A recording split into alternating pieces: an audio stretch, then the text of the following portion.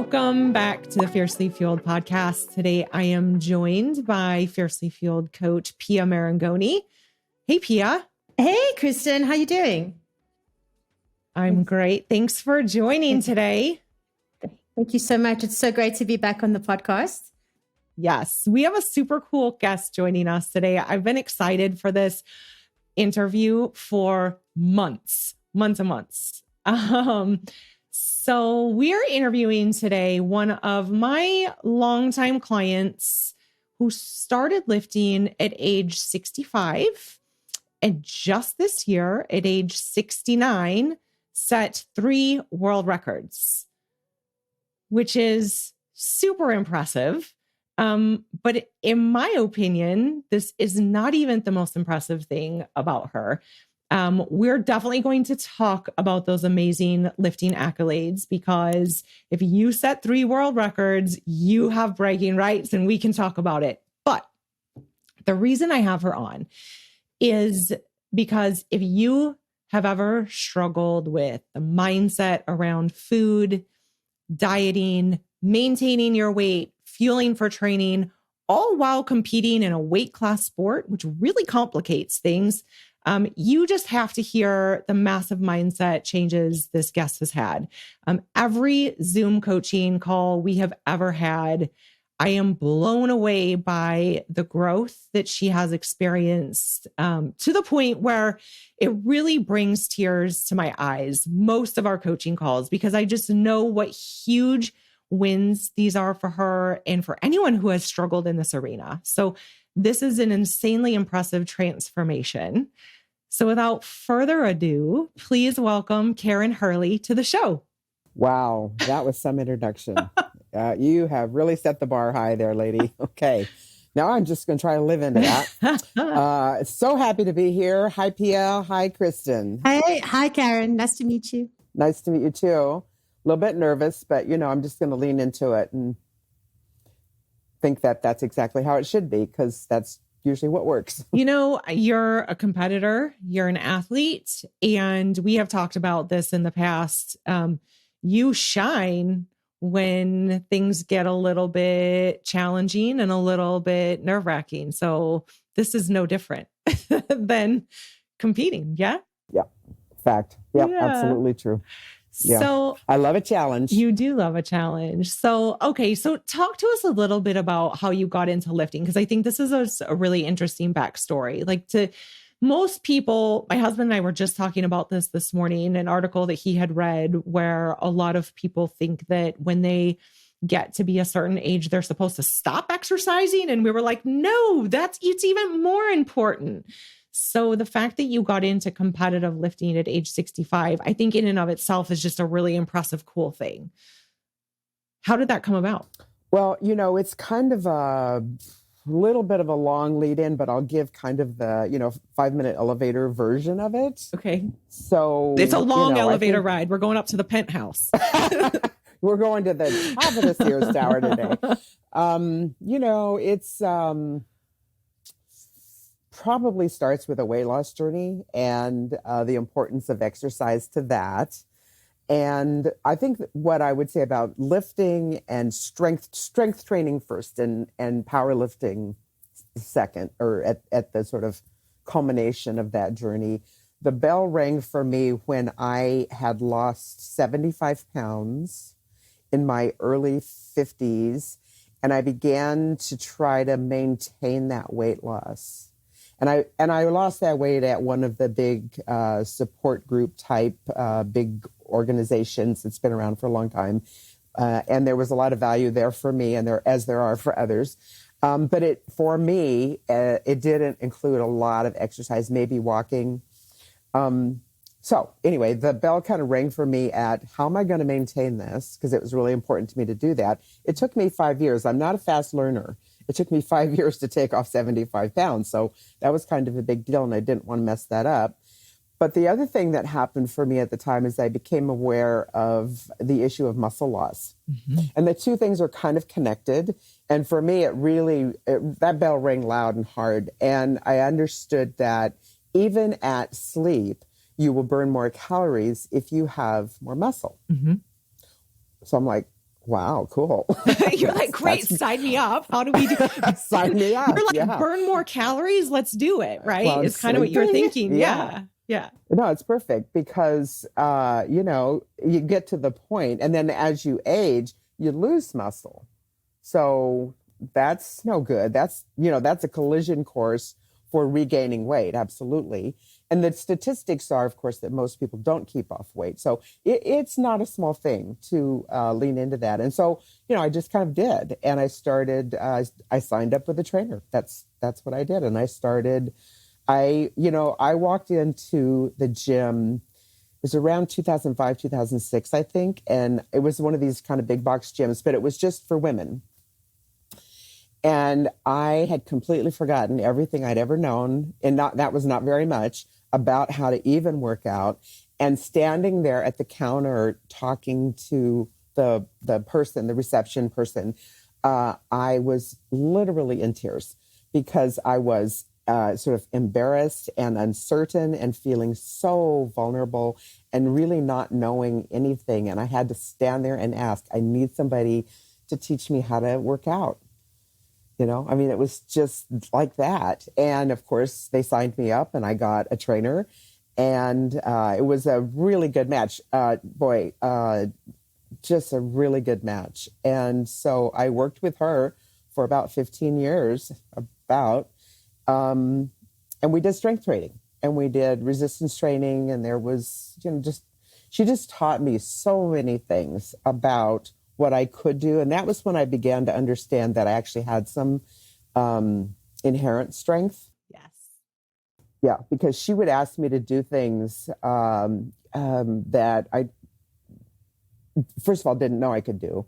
And then she would stand there and say, okay, so just so you know, I've got 22-year-olds that can't do this. So, that's amazing.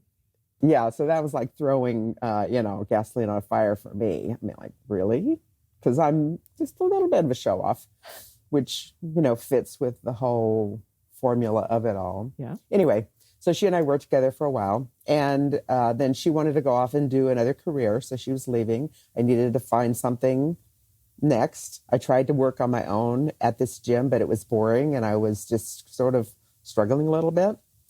And then this random thing. So talk about backing into it. I really backed into it because I went to a gym, which was a powerlifting gym, which one, I didn't know even existed. I was going to say, did you know what powerlifting even was? Yeah. No. And then that day I didn't know. I just walked into this gym and it was gritty and it had a concrete floor and it had all this iron clanging and, sleds to pull. And what is that belt squat machine? My friend's trainer put us on. And I'm like, wow, this is really challenging. This is really cool. And then next thought is, well, maybe there's one of those where I live, because this was somewhere other than my town. So when I got home, I started looking. Is there a place like that here? What do you know? There is. And I walked in, and that was my actual introduction to what it was that I had bumped into, a powerlifting gym. And he said, yeah, well, we've got a introduction to powerlifting class here you could do. It's like 3 nights a week. We've got USPA certified trainers here. You could try it. I'm like, okay, sounds hard. I'll do that. How cool that they had that set up as a class, though, because I feel like that just that right there makes it a little bit lower bar for entry, right? Than to have to sign up one-on-one with someone that potentially you had done one-on-one with your trainer for many years in the past, but still sometimes when you're trying something new, it's like, I don't even know what is this? What are we doing? So that's very cool that it was a class. What really sticks out for me at this point, and I'm sure we'll circle back to that a bit later, is that, 15 years ago, before you even started powerlifting, is that you were standing in this gym and were feeling overwhelmed, vulnerable, potentially self-conscious, maybe embarrassed. And that is something that so many people actually grapple with. And what's interesting for me is that you didn't turn around and walk out, that you found someone and went inside and took this journey head on. And I'm just making me kind of all tearful because I almost didn't start. I had a similar thing. I was sitting outside of a CrossFit and looking inside this gym and going, there is no way in hell that this 200-pound body can do what those people are doing. And I nearly drove off. So I think there's something really interesting there in that mindset that, and you said it a few times, lean into that discomfort. And maybe, I mean, we can come back to it a bit later, but I mean, I'm really keen to understand how and why, and what is it that made you lean in when it would have been so easy to walk away, so much more comfortable. Yeah, I think that's a really good point. I think in a way in my life, I don't know, it's just kind of how I'm put together, or I can't account for why. I'm kind of a sort of a fearless sort of a person. And I'm a kind of person who, when something kind of scares me or makes me feel vulnerable, I really want to conquer it. I want to own that. I'm taking that. That's going to be mine. And so not everybody's like that, but I hear a lot of people say, oh, I don't want to go to the gym and have people watch me and or see me, standing around watching me all the time. And that's no small thing to overcome, that self-consciousness. I think that's what it comes down to, that could walk you out the door, or keep you from walking in the door, or keep you from trying. It's just this kind of sort of crushing sort of self-consciousness about being a beginner. And, it's leaning into learning. The whole thing is having a beginner's mind as you age, being willing to be a beginner at something. It's so invigorating. I find it personally so satisfying to learn all that I've learned about powerlifting. I mean, 1 minute I literally did not know it existed in the world. The next minute I'm in a class and I'm beginning to learn plate math and, all these techniques and all the cues and everything. And it just fed that part of me as well, besides just the satisfaction of, gosh, I'm kind of strong. I can do this, I mean, the first time I pulled 200 on a deadlift, I burst into tears. I was just knocked out. Amazing. And now my max is like 358. So, okay. That was pretty cool. Yeah. You have said to me on a regular basis, I can't believe I can do this, which I think is so cool. Like, I can't believe I can do this. Like, it's really, I think for everybody, you find confidence through lifting and realize that you're capable of so much more than you think you are. And that carries over to life. But okay, so you signed up for the powerlifting class. 4 years later, you set world records. Is that basically what happened? No, it's not, because when I first started, what I said to myself and the commitment I made. So, Pia, going back to what you said, I think, for me at least, I can't speak for everybody. I can speak actually for nobody but me. What makes it worth, what makes it possible to kind of push through that scary thing, which is feeling vulnerable or embarrassed or whatever the thing is having a bigger commitment that I'm going for. So the way I have said it to Kristen before, and the way I think about it is, if I imagine a future that will call me forth to act in a particular way, which includes getting somebody to help me learn, doing certain things, that's nothing. If I set that future out in front of me, then whatever's going on right here, right now, that kind of scares or intimidates me, or it's hard, or that even I couldn't do that day, it doesn't matter, because it's just a little thing that I'm moving through on the way to that bigger goal. So that day in that gym, when I signed up for that intro class, there were, 3-4 other people in the class. And I was definitely the oldest person. I've always ever been the oldest person in any gym I walked into. That's fine. I don't care. The question I asked myself, the future I set forth is this. I framed it to myself in a question. I wonder what my body will be like. I wonder what I'll get if I commit to do this for a year. Just this thing right here, right now. If I just do this for a year, I wonder where I'll end up. And that was what I had to go forward. And I'm telling you, where I live now, what the temperature right now, I started in August. It is hot. And it was so hot. I couldn't believe it. It was torture. And I just was like, well, okay, but this is what I'm doing now on the way to, what it's going to be. There was going to be a meet. So that was August of 2018. There was going to be a local meet in May of 2019. And everybody around the gym was like, are you gonna compete? Are you gonna do it? And I'm like, I don't think so. No. No. So had you not yet entertained the idea of competing, or did you just not think you were ready? Oh, no, I was definitely not going to do it. First of all, I don't know anything about it. I'm brand new. That's the main thing. I'm a complete newbie, right? Like everybody else, it's like I need to get to a certain place before I compete. So, I was kind of in that spot. But also, it's like, okay, there was this whole body image thing. Like, okay, you want me to put that singlet on and walk up in front of people? And no. That's not for me. I said exactly the same thing. There's no way that I am going to put this thing on in front of people. And my coach just turned around and said to me, everyone's going to be wearing them. So, but that's an interesting thing. I just want to talk about, you speak a lot about learning and leaning in, but in the process of learning, you also have to unlearn things. You also have to throw away these or overcome these ideas that don't serve you, like wearing a singlet, like, doing these things. So can you talk a bit about the things you had to unlearn, the things that you had to throw away, the things that didn't serve you? Well, one would be caring that anybody thought I shouldn't be up there because I'm too old, because I'm not strong enough, because I'm not whatever enough. I have a really terrific coach, and he's younger than my sons, but still had always believed in me, always could see my strength. And that helped a lot, having someone sort of whispering in my ear. That helped a lot, because I didn't really have anything.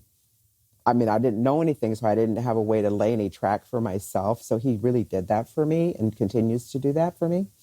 But I think the biggest thing that I had to unlearn was around my relationship with food. I mean, as far as lifting goes, I began to entertain the idea. I just kept lifting, kept training. And then I naturally began to think, well, maybe I would compete. And then I went to a meet and just watched. I went back to that gym where I first bumped into it, and I just watched a meet just as a spectator. And everybody was so nice and so supportive. And I stood there, and I'm also the kind of person who will watch somebody do a thing, and I'll say sometimes, oh, I could do that. Or you guys will relate to this. Oh, I could do that better than that. You know what I mean? It's like, there's a little bit of that in there. So, I just thought, yeah, I could do that. So I told my coach, I said, yeah, I want to do it. I want to compete in May. So May of 2019, that was my first meet. The main thing I have had to unlearn and continue to unlearn or change my relationship with is food, because it became very clear to me that the way I was eating and the relationship I had with food, which is grounded in a lifetime of restrictive eating and bingey, diety, cycling, a literal lifetime. My first official diet started at the age of 13. So literally 50 years of training in that restrictive mindset, that had to change. And so I came to understand at various ways, in various levels, over and over and over again, really, that you have to eat. You can't lift, you can't get stronger if you don't eat. And believe me, I tried to do it the other way at first. I did. Yeah. Was there an element of, so we've talked about having to wear the singlet, but another really triggering thing for people is like, everyone's going to know my body weight. And that, right? And that freaks people out. And then they immediately, they're like, it's my first meet. I don't want people to know I weigh that much, so I'm going to lose weight and go into the next weight class down, because that sounds better in my mind. Nailed it.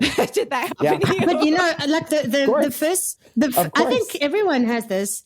The first time, like I think one of my first days of training, somebody asked me, "So what do you weigh?" And like in front of all the other powerlifters, and I, you know, you don't ask a lady her weight. I mean, what's going on? And you don't answer.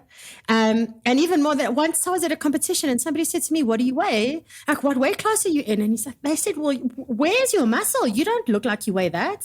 So I mean, that can really be something also, you know. I mean, yeah, like the things that, you know, I actually forgot about that. I think maybe I just kind of filed in the dark part of my mind, but these are real things that we have to overcome. I had so much shame and embarrassment around the number that nobody ever knew. Nobody ever knew the number. You know, I mean, I did all the things that you did, that sort of women do. Like, you know, sit with my friends at work and we would do the diet talk and the weight talk and the whole thing. And, you know, but nobody ever knew my number, ever. Not my husband, only person that knew my number was the person in the booth who weighed me at my weekly support meetings for weight loss. That's the only person that got to know my number. Okay. But like you said, all bets are off. You have to really not care. Mm-hmm. And having it in kilos makes it a little easier because, you know, I mean, it kind of slid me into it. It's like, oh, okay. All right. It's, you know, it's either I compete in 2 weight classes now. I compete in 90 kilogram and 100. And at that time it was 100 plus. Right. But I don't know. I just decided it didn't matter. I don't know. I just kind of came to a point where I'm like, what do I care? Yeah. I mean, the most important thing is the weight I'm lifting, not, you know. So I want to go back to this whole thing where you had a lifetime of restriction, really like a lifetime of restricting and then maybe like, you know, going off the rails and binge or whatever. So it's like restrict, binge. You were caught in that cycle basically for years, right? Yeah. So then how do you get from, okay, I am restricting my food and now I get that I really can't do that as an athlete, but you still have to compete in a weight class and you still have to fuel yourself. So like, how do you bridge that gap in your mind? Boy, it's been a process. It continues to be a process. Yeah. I just always learn something new. It helped having a coach like you who was also a lifter, so that there was someone who could sort of help me understand the connection. I don't know. That's a really hard question to answer. I don't know there's any one thing. I don't know there is. And by the way, in thinking about this interview too, I'm not even sure that I don't sometimes get back into the restrictive thing. It's very much not like a light switch. It's very much more like a process or a cycle, even today, because I can do to myself, it's such an ingrained habit. I can do to myself with macros the same thing I did before with restricted versus, I call it more like undisciplined or overeating undisciplined is more like, I was never really like a binger, although I have, but do you know what I'm saying? It's like, I can do it to myself with the macros too. Right. So I have to keep it, I'm not sure. I haven't talked about it quite in that way. So I'm not sure I have words for it quite. Well, maybe you can hear what I'm trying to say. Yeah, let's talk a little bit about, so there have been periods of time where you have cut for meats and you're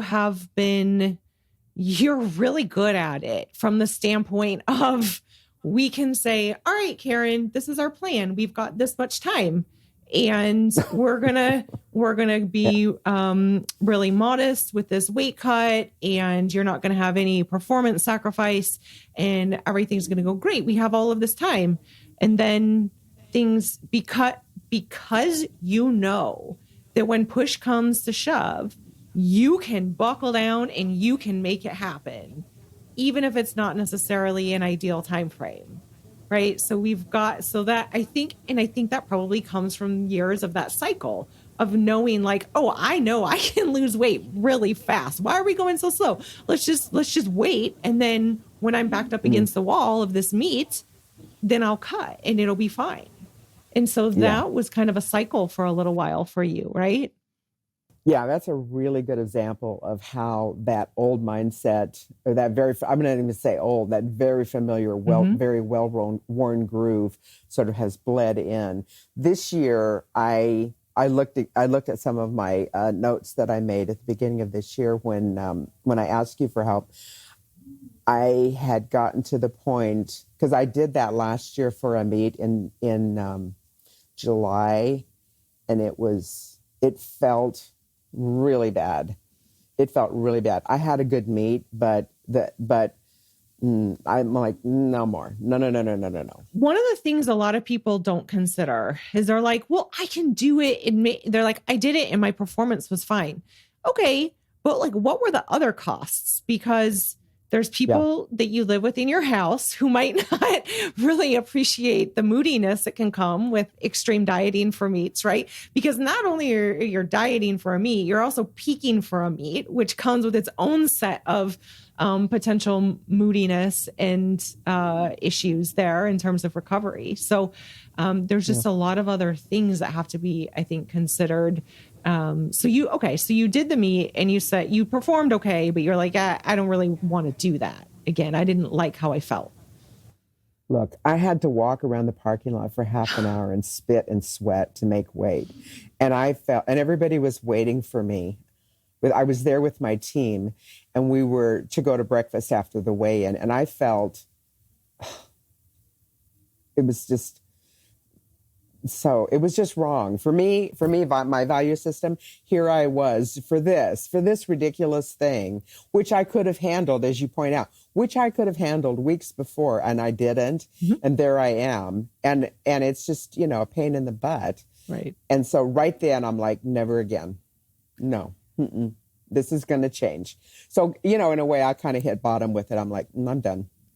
I'm done. And I think that experience is something that a lot of lifters go through, right? Especially for those of us who grew up within a culture of dieting and weight management and all of this, right? It's also heavily tied. And the thing that makes me sad about strength sports is that particularly women, so many women find strength sports to be so empowering because we're finally focused on what our body can do and not what our body looks like.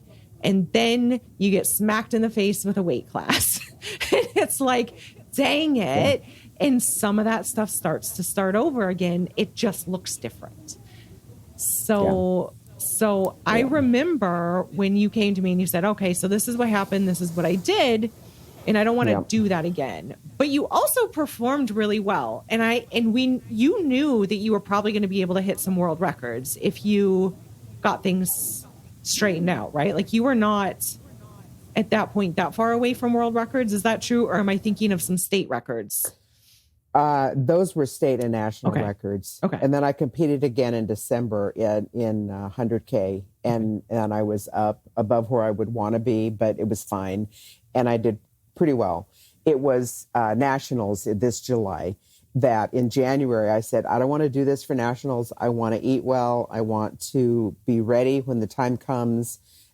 And so that was really when I put a stake in the ground for that change. Yeah. And I remember saying to you, if you have been able to perform this well while dieting pretty aggressively at the end of a peaking cycle, what are you capable of if you go into a meet well fueled?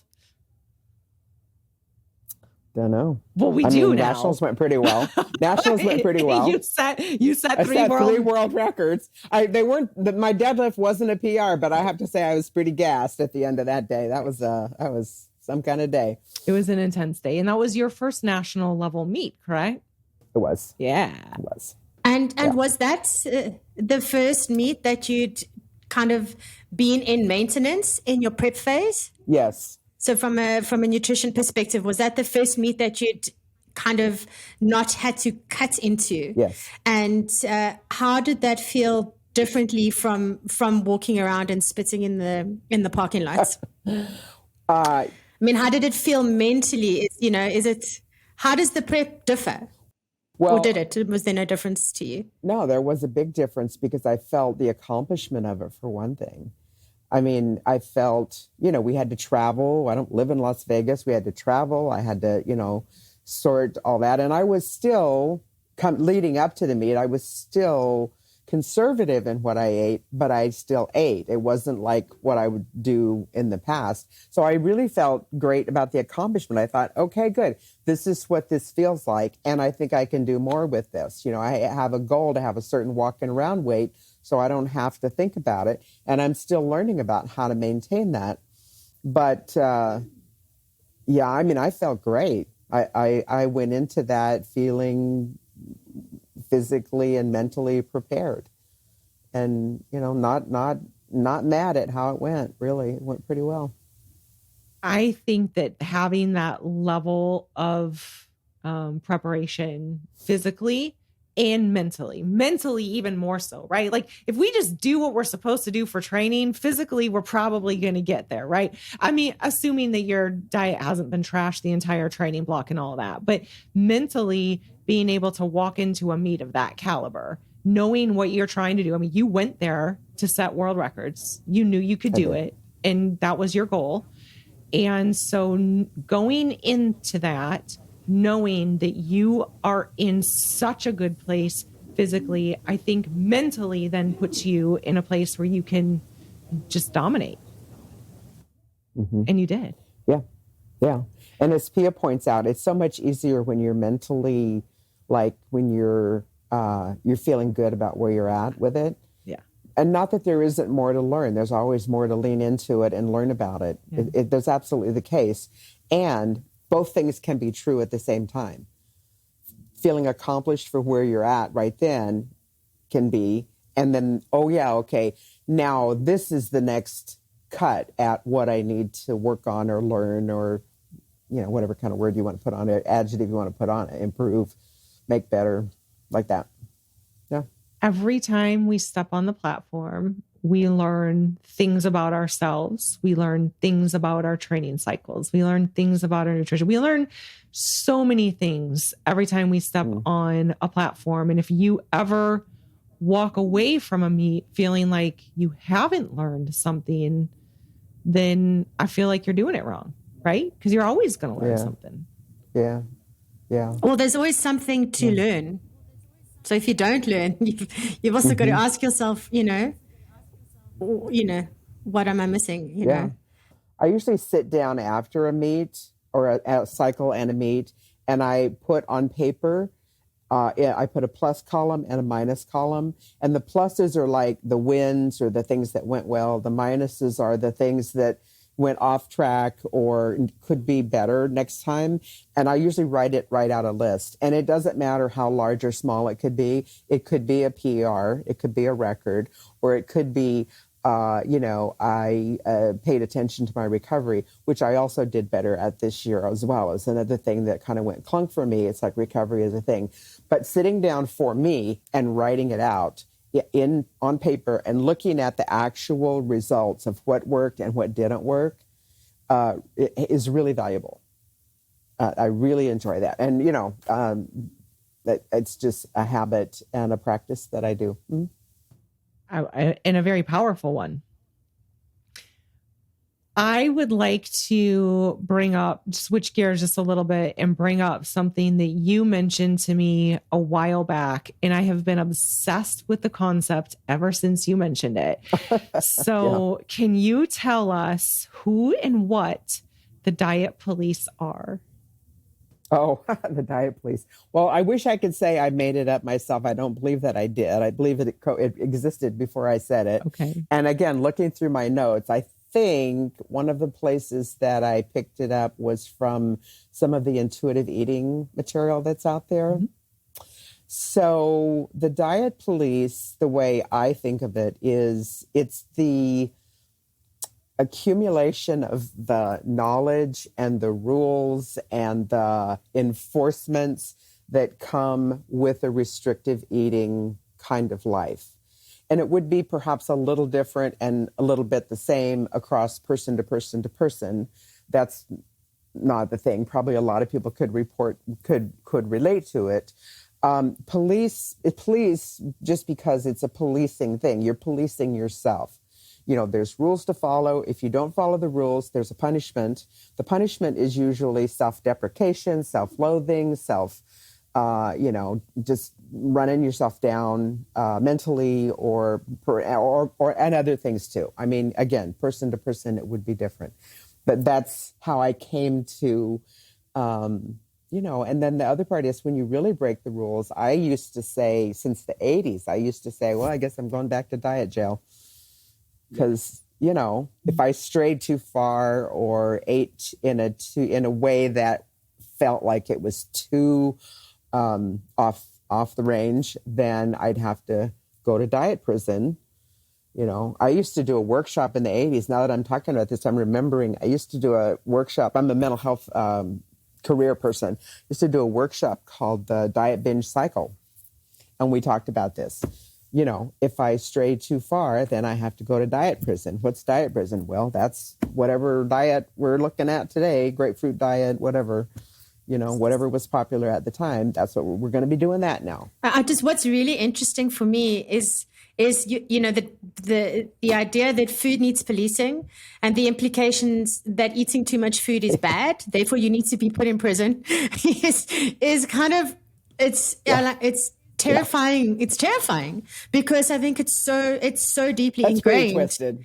And I mean, and I was having a discussion, and some of the coaches, we were having a discussion the other day about this concept that food has morality, that if some food is good and some food is bad, and eating too much is good and eating too much is bad. And I think this is a very interesting concept, and it is so deeply powerful, but it is so, I think, also so pervasive that we don't even know we're policing ourselves. Right. So what happens is you're quote unquote bad. You did not follow the rules.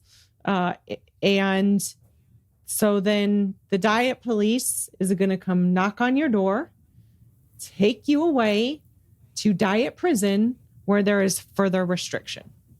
Right. And mind you, all this happens in here. Correct. All Nobody in your actually head. knocking on the door. Right. It's all in here. So powerful, right? Because first of all, I think we could probably all see times in our life where, the diet police came and knocked on the door and we were like, all right, you're right. I'm going to come with you. I was bad. And then there comes a time where you can reclaim that, which I have witnessed you do, which I think is really powerful, is go, wait a second. There were no rules really for me to break. And it's okay. Right. You diet police, you can just move along because I'm fine here and I am not going to diet jail. And this is just life. Yeah. I mean, I would be very surprised if there were not a female, cisgender female in particular, but really any person, female identified, who grew up in my time, I'm a baby boomer, who was not born into this fishbowl. Yep. So that's a whole other podcast probably to talk about. But I'm telling you, this fishbowl, there are forces at work that are societal, gender-based, and expectation. I mean, it's all just so sort of invisible. It's in the water. Mm-hmm. So to ask myself the questions, you're referring to something that is sort of like deep work for a person, to question this reality. Is it true that I can't have that? Is it true that I'm bad if I have that? And, the answer is obvious, or maybe not. It may not be so obvious, because I can tell you there was a time when I would have said, I guess I am. I'm bad. Mm-hmm. I don't think that now. And that's a process to unlearn. That's a thing. Pia was asking about what you have to unlearn. That's at the heart of the matter right there. Those beliefs they're just there. Like like literally you're a goldfish born into a fish tank, and these are the things there's the water. This is the eat and breathe of it all. And so to one, figure out what those things are, and then two, to question those beliefs, is to three, gain some power with it. Yes. And I'm not saying I have control of it. I'm just saying it's an ongoing process to identify it when it's at play. Oh, but also to kind of, I have managed to sort of turn down the volume on it. Yeah. So, identify it, question it, make a different choice if that's what's called for. Yeah. Mm-hmm. That's pretty groovy stuff. It is. I frequently think of things like just to elaborate on what you were saying, is when things like that come up for me, and, either turning down the volume on it, which can be difficult. But I might say, okay, whatever the thing is, the diet police or fear or anxiety or whatever this thing is that we don't want there, and it's there, and we're like, dang it, why are you here? I just say, you know what? You can sit beside me today, but you can't make any decisions, and you can't take over, and you're just going to sit there, and that's so be it. You're going to sit beside me today and do what I do, but you're not going to have any say in it. So it's that same kind of mentality. It is. It's a part of myself. And I actually in 2017 wrote a little note to that part of myself, and, just thanking it for all that it had ever done for me, and letting it know that the job that it had been doing was now ended. And, it was pretty powerful. Yeah, I pulled it out last night and reread it. I'm like, wow, that was pretty cool. So you are essentially saying goodbye. Thank you for all you've done. Yeah. I don't need you anymore. Pretty much. Can I read? Do I read it? Sure. You sure? Okay. It says, "Dear old part of me, your tour of duty in the diet police has ended.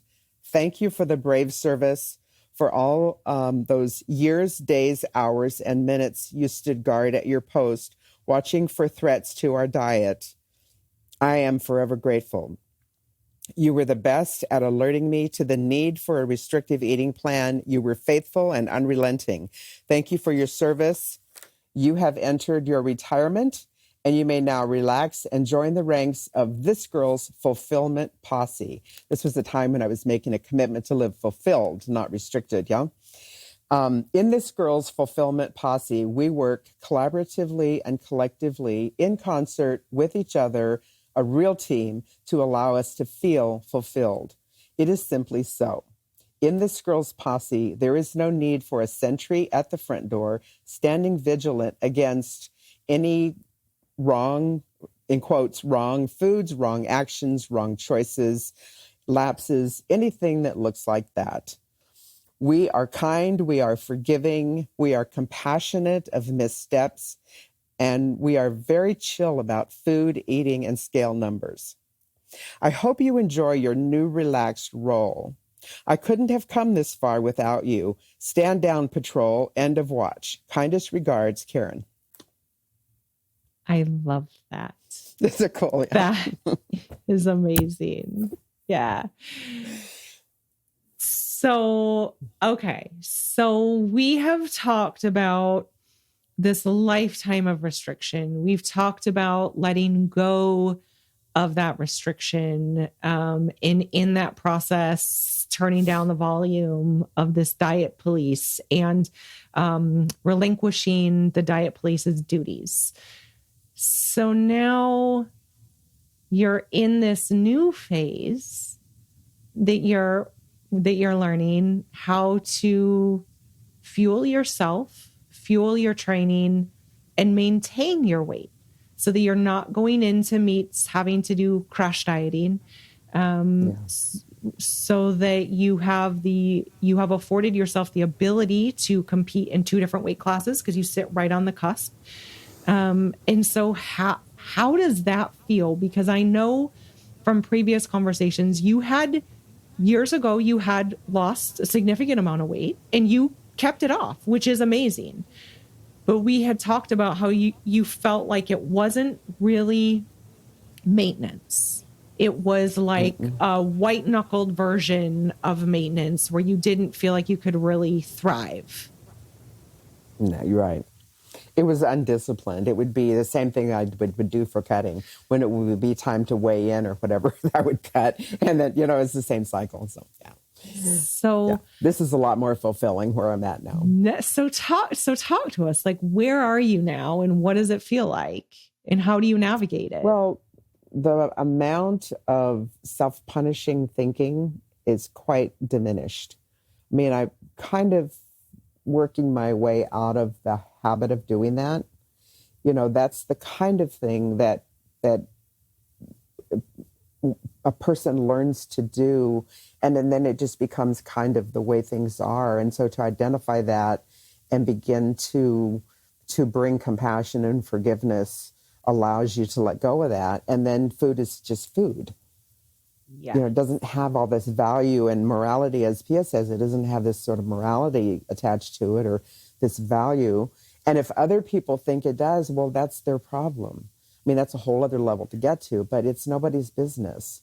And I don't really have anybody around, shaming me. I don't. But just food is food. And I never thought I could learn macros, but I have to say I did.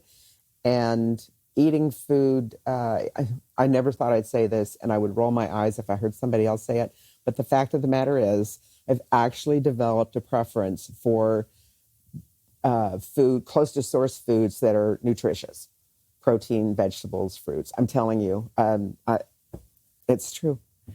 That feels far away from where you used to be, right? It sure does. I've eaten my share of Snackwell cookies, I can tell you that. Well, so one of the things that you said was compassion and forgiveness. And so a lot of people, Pia and I have had this conversation, that we ourselves used to think there was like some secret. There's like a secret to maintaining your weight and not having to diet and there's not. The secret is it's not a diet. It's not a certain food. It's not a certain way of eating, although that could be argued that a certain way of eating may help you more easily maintain your weight. But sure. But it's compassion and forgiveness for yourself. That's how you go, well, today wasn't the most successful day I've had. That's okay. There's tomorrow. It is not the crime of the century or the end of the world. It is not. It is not. And it'll be fine. It'll be fine. It's like if you're in the substance abuse recovery life, then, it's one day at a time, and it's start again the next day, and it'll be fine. It'll be good. I went quiet for a bit because I was trying not to cry and sniff in the microphone. But you really made me cry. Did you clump up when I read my letter? I may have. And the reason, I guess if anyone is listening, I'll take a guess that if anybody is listening to this, it's probably somebody who is struggling in some way with food. If people are not struggling, they may be less likely to listen to this podcast, although I hope they do. But what's really powerful for me is that almost every single one of my clients has a similar story or is experiencing or learning how to be compassionate with themselves in some way. And I think that is so deeply integral to us being able to live in inverted commas at maintenance and for fulfillment, and to kind of say to these police, well, nothing to see here, folks, move along, nothing here for you today, and you said it, I think you said it about step back into your power, and so that, thank you so much for sharing, and not everything makes me cry, and you didn't even try, so thanks. I warned you guys in the beginning that every coaching call I ever have with Karen brings tears to my eyes because I think your commitment to learning the things that you have overcome and this commitment to living a fulfilled life, right? Like saying like, I don't want these things that had power over me for so long to have power over me anymore. Like I am strong and I am capable. And that is who I want to present to the world. Yeah. And it doesn't mean everything goes right all the time. And it doesn't mean it's a perfect life, because perfection has absolutely nothing to do with it. Right. Also figured that out. So if I may share a little something, I believe it was one of our last Zoom conversations that you and I had.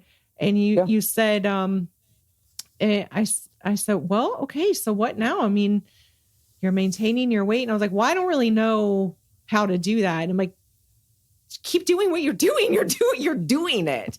And you were like, I am doing it. Like it's something that had been a struggle for you for a long time. And now I'm not saying that you don't have days I'm not saying that this like magically everything is fixed, but you have so many tools now to draw from, and the fact that you're here and you're doing it, you're just able to go through each day and take it as it comes, and not just take it as it comes, but also have a sense of direction of how you would like the day to go, or, a training block to go, or, your meet prep or whatever, I think is just so powerful. Mm-hmm. Thank you. I like working with you because I feel like you really see me, and I appreciate that. And I listened to y'all's first podcast that you did, and I really liked what Pia had to say about the fact that you said something like it's progressive overload for nutrition. And I'm like, yes, it is. Because you master a certain percent, and then you add a little bit, and you know what I mean? It's like it grows, and it does. So you guys are doing awesome with this thing. I love it. Thank you. Pia, you shared something this morning in our team meeting. We were talking about people thinking about nutrition as all or nothing. And Pia puts everything in lifting terms, which just makes it so much easier to understand. So yeah, I love that. Tell them what you told us in our meeting this morning about, you equate it to a squat or a deadlift. Yeah. I can't remember which it was. Yeah. So I think this is also something else that we tend to do is when we're taking on nutrition is, we try and, dial everything in and get in all the water and get all your sleep and like do everything on the first day. And that's almost like the lifting equivalent of asking someone who's never walked into a gym to walk up to a bar and squat 200 kilos first time, and often, we have this picture in our head of, well, we need to lose certain amount of weight in a certain amount of time. And if I'm not doing that, then I'm failing. And then here come the police again.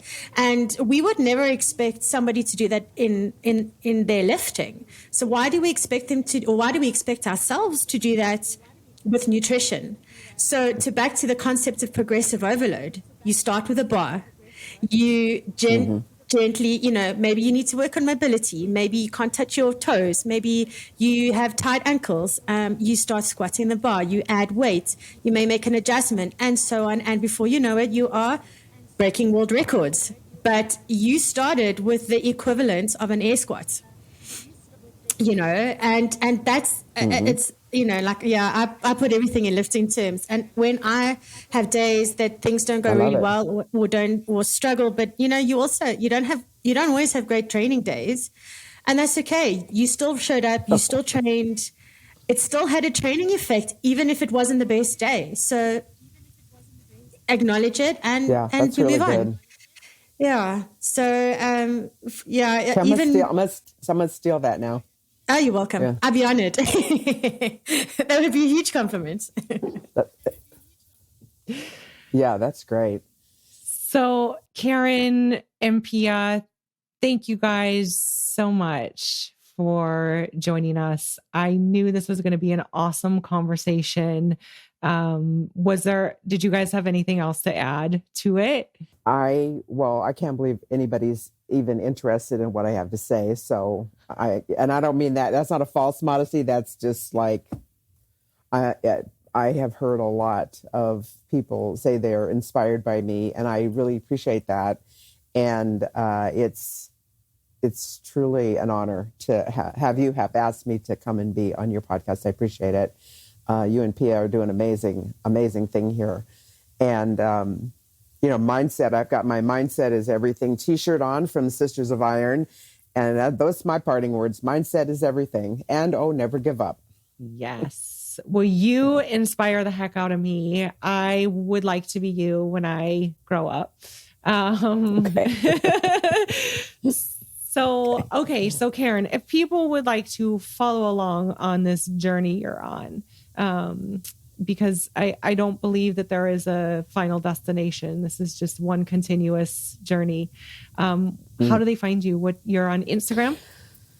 I am at Above Average Master is my Instagram, or Karen Cronian Hurley, but at Above Average Master is going to get you there quick.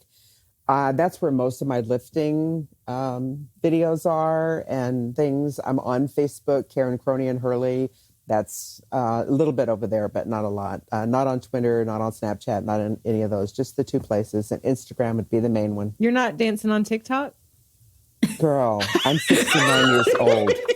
I cannot keep up with all this social media. I cannot. I'm doing all I can. I'm telling you. The only reason I ever got on Instagram is because my coach said, I just noticed they were on it and talking about it. I'm like, I guess I better do that. And he goes, yeah, you better do that.